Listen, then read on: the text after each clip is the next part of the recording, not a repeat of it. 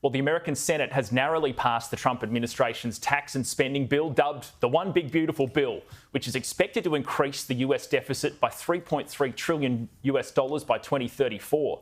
Now, the House of Representatives is expected to begin voting on this bill tomorrow. But what does it mean for Australia and the Reserve Bank? Joining me now is Stephen Miller from GSFM. Stephen, thanks for your time. No, pleasure.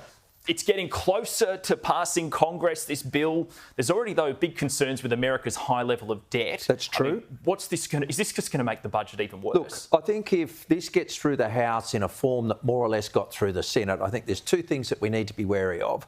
One, first of all, and none of which are going to repair Donald Trump's relationship with Jerome Powell, just incidentally. The first thing might be that it may make inflation even stickier by adding to the deficit, right? And I think that's something that'll be causing Jerome Powell to scratch his head as he makes his way back from Sintra in Portugal. I think the other thing, and this is what you alluded to in your introduction, was that when you've got a budget deficit of 6.5% of GDP, which is probably a record outside of wartime and pandemic, you've got to fund it. And you fund it by selling bonds. And if you're going to increase the supply of bonds because the deficit's bigger, you're probably going to have to pay higher interest rates in order to do so.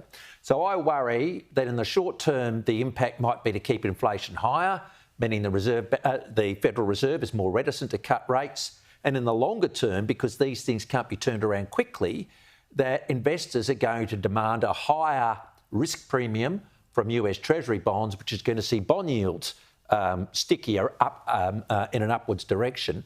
And that ultimately might mean that there's headwinds for the performance of the US equity market.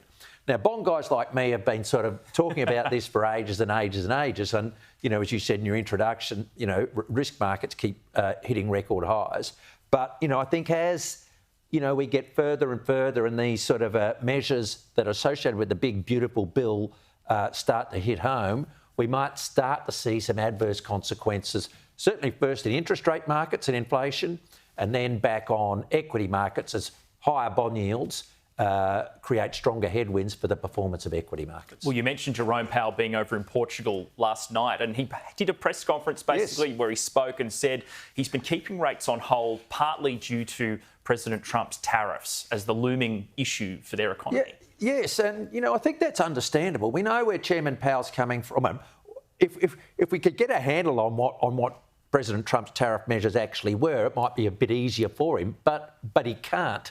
And I think what Chairman Powell's worried about is that price increases in the US as a result of tariff impositions run the risk of being ongoing reflected in inflation expectations, meaning that it's harder to get inflation down, meaning rates have to stay higher. And then it's associated with what I said earlier, because you've got to sell more bonds to fund that higher deficit, bond yields are higher, and ultimately there are headwinds to equity markets that come from that. The Federal Reserve recently, I think, put in what I've termed a stagflation light scenario for this year. It's not the 70s, you know, but it's inflation stuck at 3% or a bit above, and growth, you know, not doing well. Measures like the Big Beautiful Bill, I don't think, or tariffs, don't do anything to help alleviate those pressures. All right, what about our Reserve Bank? We had some kind of soft retail figures today, retail spending figures. How are they going to react next week when they hold their next cash rate decision? Well, look, I suspect they'll cut rates. The market's pricing something like 95% chance that they'll cut rates. And we can see that, we can get that, you know. GDP growth this week, GDP per capita growth this week, retail sales, as you mentioned, these are for May, so they're quite recent readings. They're weak. What we saw from the RBA last time is it's worried about a deteriorating global economic environment. That could still happen. And it can still happen. I don't think there's anything, you know, untoward about worrying about that. I think that's quite proper. What sort of in the back of my mind, though, is a couple of things that go the other way. And I think when the RBA and when Michelle Bullock tells us that the bank can deliver a decisive response to a deteriorating international economic environment, and despite the things I said earlier, we're yet to see it in the hard data. So that's point one.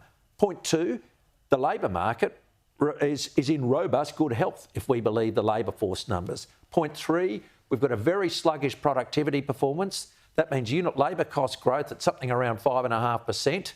You wonder how that's consistent with the RBA achieving, the midpoint of its target range of 2 to 3%.